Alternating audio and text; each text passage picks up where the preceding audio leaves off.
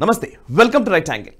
బహుముఖ ప్రజ్ఞాశాలి, బహుభాషా కోవిదుడు, దేశ ఆర్థిక సంస్కరణల రూపశిల్పి, తెలుగు జాతి ఖ్యాతిని ఖండాంతరాలకు చాటిన మహామేధావి, అరుదైన పాలకుడు భారత మాజీ ప్రధాని పివి నరసింహారావుకు కేంద్ర ప్రభుత్వం దేశ అత్యున్నత పౌర పురస్కారం భారతరత్న ప్రకటించింది. మౌన మునిగా పేరుగాంచిన పివి మన దేశానికి ఎనలేని సేవలు చేసిన నాటి కాంగ్రెస్ పాలకులు ఆయనను విస్మరించారు, మరణంలోనూ అవమానించారు. పివి పార్థివ దేహానికి 6 అడుగుల నేల కూడా ఇవ్వకుండా తమ కుత్సితాన్ని ప్రదర్శించారు. నరేంద్ర మోదీ నేతృత్వంలోని ఎన్డీఏ ప్రభుత్వం ఈ ఏడాది 5 మేరు నగధీరులకు భారతరత్న పురస్కారాలు ప్రదానం చేసి మనం నడిచి వచ్చిన దారి పట్ల నమ్రత ప్రకటించింది. భిన్న సామాజిక జీవన రంగాలను ప్రభావితం చేసిన ధన్యజీవులకు జీవన సాఫల్య పురస్కారాలు ప్రకటించి గౌరవించింది. ఈ ఏడాది భారతరత్నకు ఎంపికైన వారంతా భిన్న తాత్విక భావధారలకు ప్రభావితమైన వారు. తూర్పు భారతంలోని కర్పూరి ఠాకూర్ సోషలిస్టు భావాలకు ఉత్తేజం పొందినవారు. సింధు నది తీరంలో పుట్టి పెరిగిన లాల్ కృష్ణ అద్వానీ అనాదిగా జాతి జీవనాన్ని ప్రభావితం చేసిన సనాతన విలువలతో ప్రేరణ పొందినవారు. ఈ కోవలో పివిది భిన్నమైన మార్గం. ఇజాలకు వాదాలకు బద్ధ వ్యతిరేకి పివి.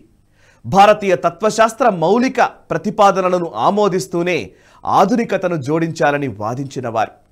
ప్రాచీనతకు సాంకేతికత జోడిస్తే భవిష్యత్తు దేదీప్యమానమవుతుందని బలంగా విశ్వసించారు పివి నరసింహారావు.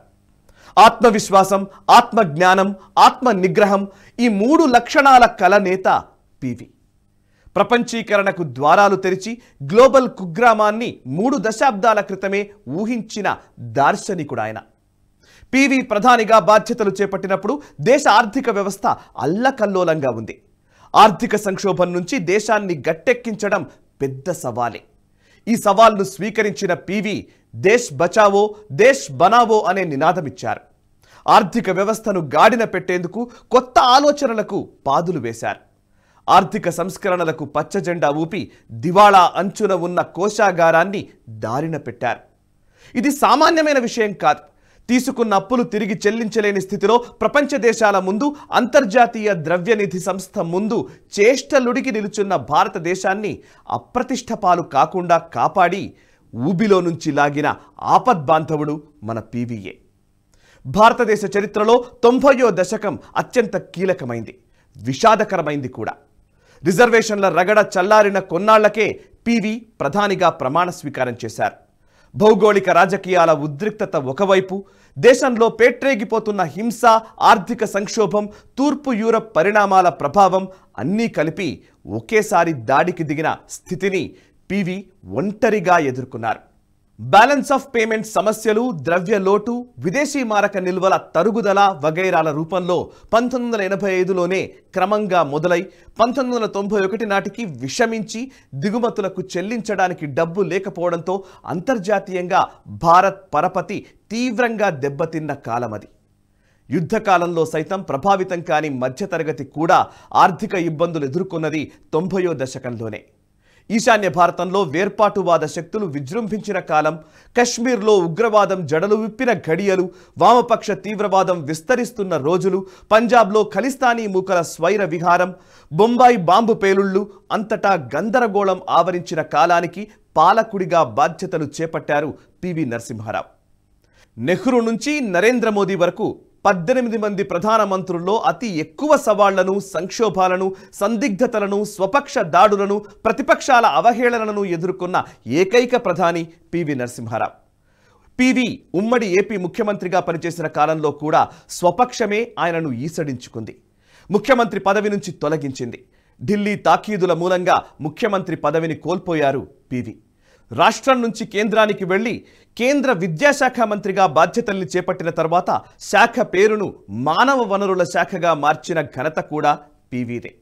మురళీ మనోహర్ జోషి శ్రీనగర్కు యాత్రగా వెళ్లి జాతీయ పతాకాన్ని ఎగరవేస్తానని అన్నప్పుడు నిరభ్యంతరంగా ఆ పని చేసుకోవచ్చునని, అందుకు అవసరమైన భద్రత కూడా ఏర్పాటు చేస్తామని ప్రకటించారు పివి. బీజేపీ అగ్రనేత అటల్ బిహారీ వాజ్పేయితో సాన్నిహిత్యం నెరపడంలో, ఆయనను కశ్మీర్కు సంబంధించి జెనీవా సదస్సుకు పంపడంలో చొరవను ప్రదర్శించారు. కుల రాజకీయాల ప్రయోగశాలలుగా మారిన యూపీ బీహార్ల విషయంలో పీవీకి చాలా నిర్దిష్టమైన అభిప్రాయాలుండేవి. యూపీ బీహార్లు ఈ దేశానికి గుదిబండలుగా మారాయి, ఇవి అలాగే ఉన్నంతకాలం ఈ దేశం బాగుపడదు అన్నారు ఒక ఇంటర్వ్యూలో. ప్రస్తుతం ఆయా రాష్ట్రాల్లో యూపీని దారికి తెస్తున్నారు ప్రస్తుత ప్రధాని మోదీ.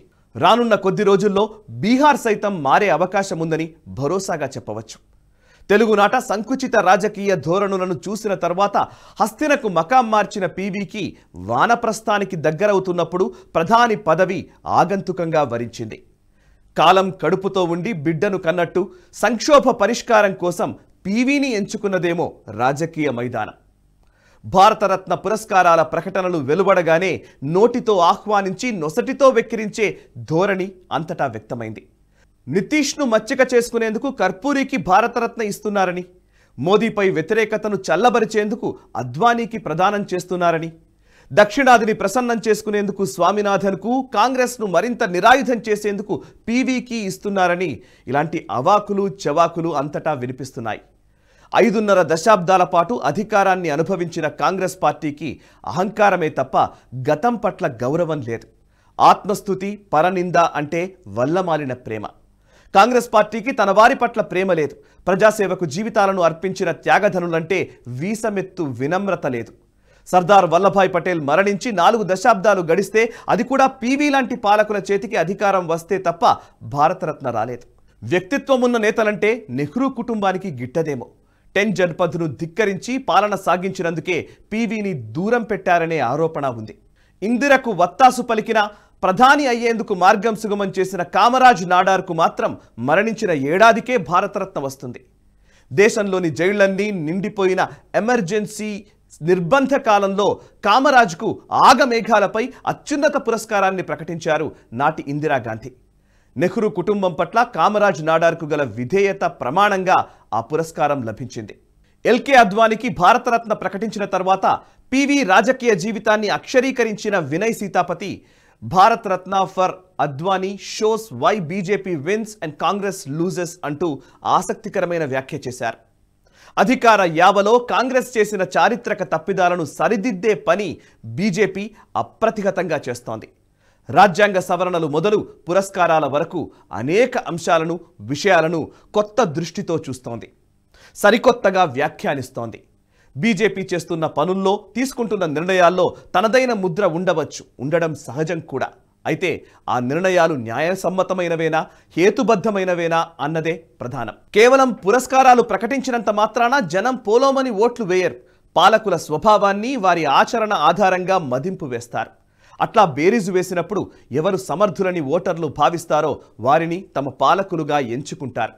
దక్షిణాది, ఉత్తరాది, పశ్చిమ, తూర్పుగా విభజించి అవార్డులను ఎరగా వేయడం వల్ల ఓట్లు రాలవు. 5 దశాబ్దాల పాటు తాను అధికారంలో ఉన్నప్పుడు చేసిన పనులను, తీసుకున్న విధాన నిర్ణయాలనే ఇతర పార్టీల ప్రభుత్వాలు కూడా అనుసరిస్తాయనుకోవడం అజ్ఞానమవుతుంది. ఈ అజ్ఞానం నుంచి బయటపడనంత కాలం కాంగ్రెస్ పార్టీ పతనాన్ని అనుభవించాల్సిందేనేమో. ఈ వీడియో నచ్చితే లైక్ చేయండి, 10 మందికి షేర్ చేయండి. మీ కమెంట్స్ ద్వారా మీ అభిప్రాయాలు మాతో పంచుకోండి. మనసా వాచా కర్మణ దేశ హితం కోసం పరితపించే నేషనలిస్ట్ గ్రూప్ ఆఫ్ ఛానల్స్ని సబ్స్క్రైబ్ చేసుకొని జాతీయవాద జర్నలిజాన్ని ప్రోత్సహించండి. Thank you very much. ఈ వీడియో మీకు నచ్చినట్టయితే లైక్ చేయండి, 10 మందికి షేర్ చేయండి. అలాగే కామెంట్ల రూపంలో మీ అభిప్రాయాలను మాతో పంచుకోండి. Nationalist hub group of channels ను సబ్స్క్రైబ్ చేసుకుని తెలుగునాట జాతీయవాద జర్నలిజాన్ని ప్రోత్సహించండి. ఈ వీడియో కింద ఉన్న బెల్ ఐకాన్ పై క్లిక్ చేయడం మర్చిపోవద్దు.